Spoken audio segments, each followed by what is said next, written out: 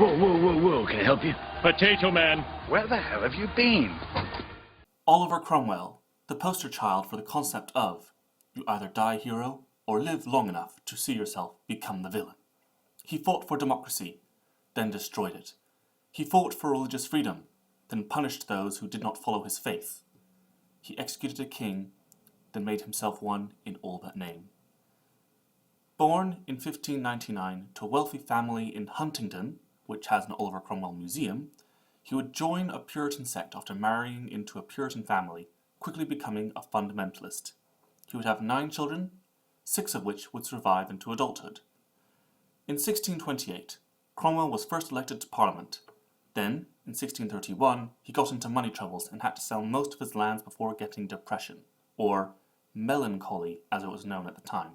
By 1640, he'd become a religious zealot and fell into the idea that Catholics were essentially evil and had to be removed, aka religious genocide.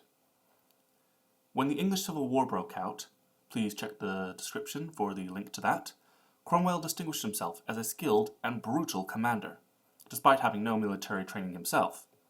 He and others fought the king to restore democracy and accountability to those in charge. There were, however, cracks growing between many of the parliamentarian forces and their commanders regarding faith. This was not helped by Cromwell's attack on Basing House, where after over 100 Catholic soldiers had surrendered, Cromwell gladly executed them. Cromwell's speeches in Parliament were also sounding more like a crazed religious bigot, because he was one. He also spoke of his own divine providence, effectively claiming he was chosen by God and that he was a Messiah. After Cromwell executed Charles I for treason, remaining royalists fled to Ireland as many were fellow Catholics. This prompted Cromwell to invade. He landed in Dublin in 1649 and began massacring civilians by the thousands. The Irish eventually surrendered in 1652, and Cromwell then banned Catholicism and brought in new Protestant settlers to take the now unoccupied, and the occupied, land for themselves. With all his enemies defeated, Parliament had reconvened. Cromwell called for fresh elections to create one giant legislative body to govern England, Scotland, and Ireland. Some opposed. He then dissolved Parliament.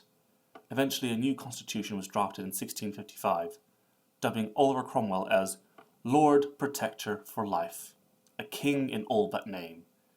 Any attempts to rewrite the constitution involved Cromwell dissolving Parliament. Also unrelated, he burned down all the theatres and literally banned Christmas.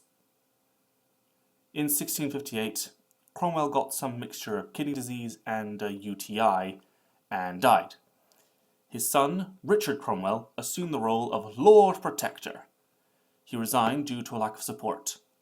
George Monk, arguably the real impact on British politics for centuries, then took on the role and redrafted the constitution and the role of Parliament and restored the monarchy, bringing Charles II back in to assume the throne in 1660, creating a period known as the English Restoration, which would create a constitutional monarchy that still exists today. In 1661, a mob dug up Cromwell's body and beheaded it, sticking his head on a pole outside Westminster Hall, where it stayed for over 20 years. Better late than never on the punishment, I guess. Please like, share, and subscribe. Thank you.